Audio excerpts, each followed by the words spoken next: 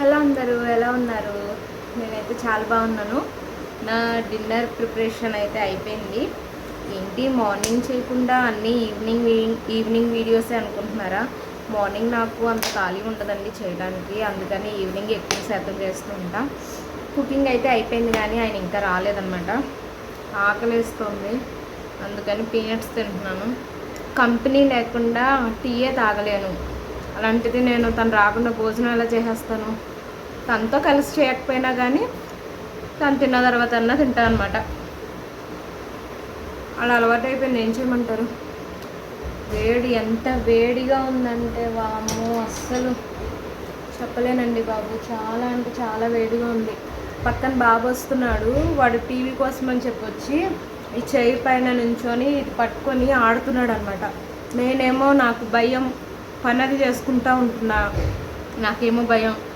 అందుకని చెప్పి విండో వేస్తేనా చాలా అంటే చాలా వేడిగా ఉంది. వాళ్ళ చాలా ఆకలిస్తుంది. ఎప్పుడైతే నాకు ఆకలిస్తుందో ఆ రోజు ఎంత లేటుగా వస్తారంటే చాలా లేటుగా వస్తారు.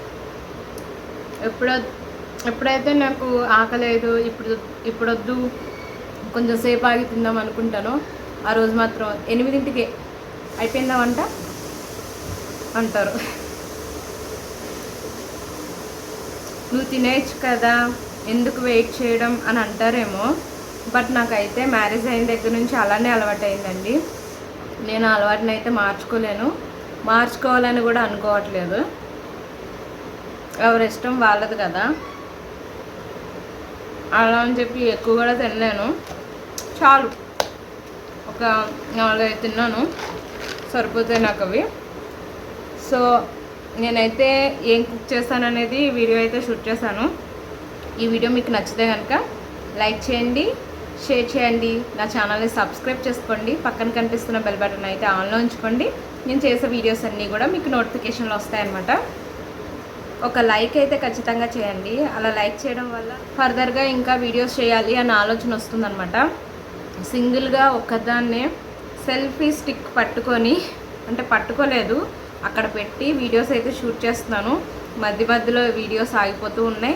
దాన్ని మళ్ళీ నేను ఆన్ చేసుకొని కంటిన్యూ చేసుకోవడంలో ఇదే టైం సరిపోతుంది రోజంతా నాకు.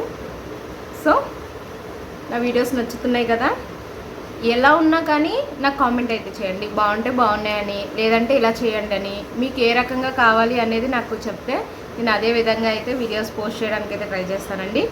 Thank you so much watching this video. వేసవకాలంలో తొందరగా అయిపోయే టిఫిన్ ఏది అంటే నేను ఇడ్లీ అనే చెప్తాను అనమాట.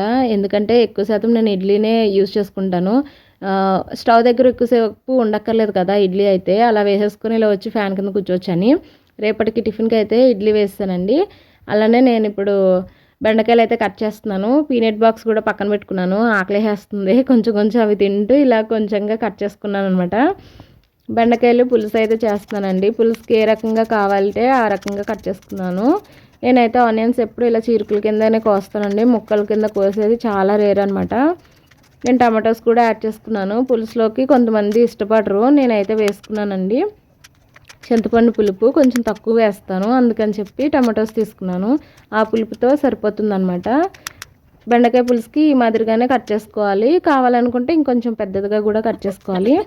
ఇది పులుసు కాబట్టి దీంతో పాటు ఏదో ఒక ఫ్రై ఉండాలని చెప్పి ఆలు ఫ్రై కూడా చేశాను. ఈ 2 పెద్ద సైజు ఆలులు అయితే మాకు సరిపోతుందన్నమాట. చిన్న క్యూబ్స్ కింద అయితే కట్ చేస్తాను. ఆలు ఫ్రైస్ నేను చాలా రకాలుగా చేస్తాను. ఫ్రైస్ కాదు, ఆలు ఫ్రై చాలా రకాలుగా చేస్తాను అనమాట. అందులో తనకి అది కూరనా ఫ్రైయా అనడానికి చాలా టైం పడుతుందంట తెలియడానికి, చెప్తా ఉంటాడు అప్పుడప్పుడు. అది వదిలేసేయండి. ఇప్పుడైతే బెండకాయ పులుసు అయితే నేను చేస్తున్నాను. ఏంటి కుక్కర్ పెట్టింది, కుక్కర్లో చేస్తుంది, మెత్తగా అయిపోతాయి కదా అని అనుకుంటారేమో. మెత్తగా ఏమి అవ్వదండి, చాలా మంచిగా వస్తాయి అనమాట. పోపు దినుసులు వేసుకొని ఏమీ ఎక్కువగా వేయలేదు, ఆవాలు జీలకర్ర వేసుకుని అంతే. ఆనియన్స్ను చిల్లీ వేసుకున్న తర్వాత టమాటోస్ అయితే యాడ్ చేసుకొని సాల్ట్ వేసుకొని మంచిగా వేయించుకోవాలి.